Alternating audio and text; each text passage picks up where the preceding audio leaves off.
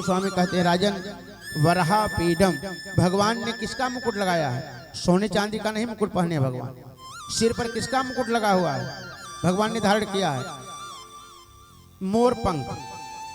सोने चांदी का मुकुट नहीं है, मोर पंख है। क्यों?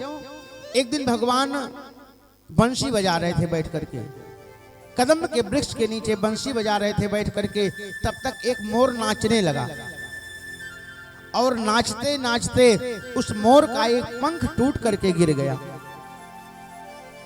मोर तो चला गया, कन्हैया की दृष्टि मोर के उस पंख के ऊपर पड़ी। मोर पंख रोने लगा, हे श्याम सुंदर, अरे जिस मोर को मैं अपना कहता रहा वह भी हमको छोड़ करके चला गया। कन्हैया ने कहा, ए मोर पंख चिंता मत करो, अरे जिसको दुनिया छोड़ती है उसको मैं अपने सिर पर बैठा लेता हूँ, उसको मैं सिर पर धारण करता हूँ। भगवान ने मोर पंख को धारण कर लिया। कान में कनेर का पुष्प का कुंडल है। कहा कि पीत वस्त्र भगवान धारण किए हैं, पीला वस्त्र, और बैजंती की माला है, एक हृदय तक, दूसरी कमर तक, तीसरी घुटने तक।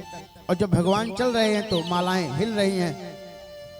ओठों पर बांसुरी रखे हुए हैं, बजा रहे हैं। किसी ने कहा, ये बांसुरी तुझमें क्या कौन सा गुण है भगवान तुझको हमेशा अपने ओठों से लगाए रहते हैं?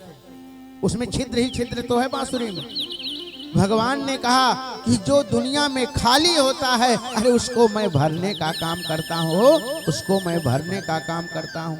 भगवान वेणु वादन करते हैं और पीछे ग्वाल बाल, आगे आगे भगवान श्याम सुंदर।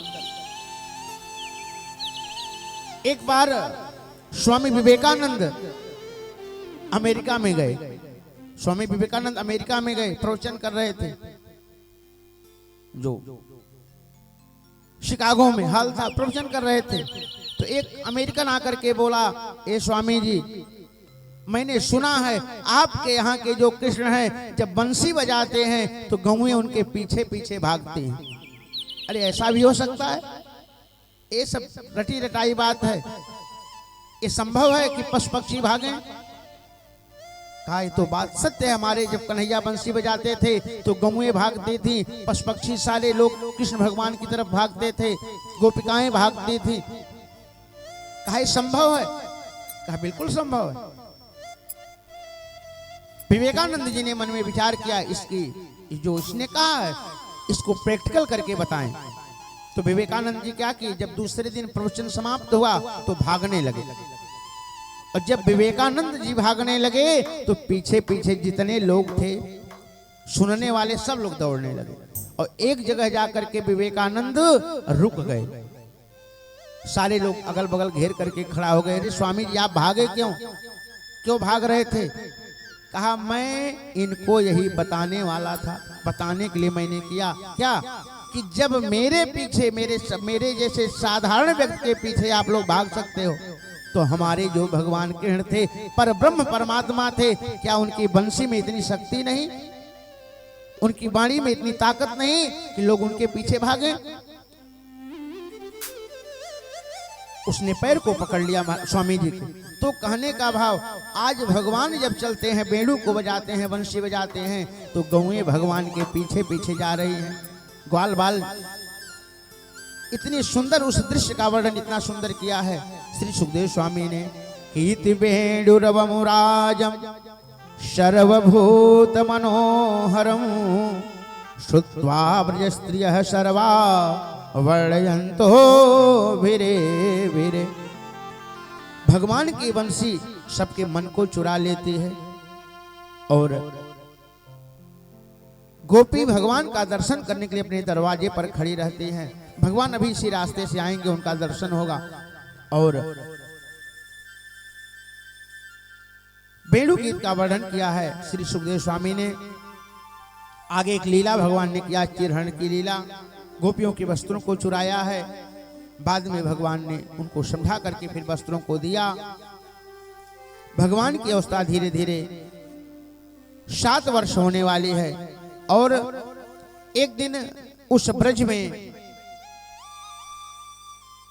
में खूब बढ़िया भोजन बन रहा था, मिष्ठान बन रहा था, सारे लोग तैयारी में लगे हुए थे। कौन सी तैयारी? जैसे विवाह शादी का आयोजन होता है तो लोग तैयारी करते हैं। इंद्र की पूजा का आयोजन था, खूब तैयारी हो रही थी, मिष्ठान बन रहे थे, सुबह से सब लोग लगे हुए थे तैयारी में। कन्हैया ने कहा बाबा आज कुछ मिल रहा नहीं, कुछ खाने के लिए नहीं मिल रहा है। बाबा नंद ने कहा बेटा जब जय जय हो जाएगी तब मिलेगी, तब खाने को कुछ मिलेगा। कहा क्या? कहा कि इंद्र की पूजा हम लोग आज करेंगे। और कहते हैं भगवान समझाने लगे, पिताजी कर्मणा जायते जंतु कर्मणैव विलीयते सुखम दुखम भयम क्षेमम कर्मणैवाभिपद्यते। कहा पिताजी प्राणी अपने कर्म के अनुसार पैदा होता है और कर्म से ही मर जाता है, और उस कर्म के अनुसार ही उसे सुख दुख की प्राप्ति होती है। कि कौन काहो सुख दुख कर दाता, कौन काहो सुख दुख कर दाता, कौन काहो सुख दुख कर दाता। कहो न को सुख दुख कर दाता, कहो न को सुख दुख कर दाता, कहो न को सुख दुख कर दाता। निज कृत कर्म भोग सब भ्राता, निज कृत कर्म भोग सुन भ्राता। नंद बाबा से कन्हैया ने कहा कि बाबा कोई किसी को सुख दुख नहीं देता है, और कहा कि हम लोग इंद्र की पूजा नहीं करेंगे बल्कि किसकी पूजा करेंगे? अपने गोवर्धन नाथ की पूजा करेंगे, जिसकी तलहटी में गौएं चरती हैं और दूध जो है हमको देती हैं। और कहा कि हम इंद्र की पूजा का भगवान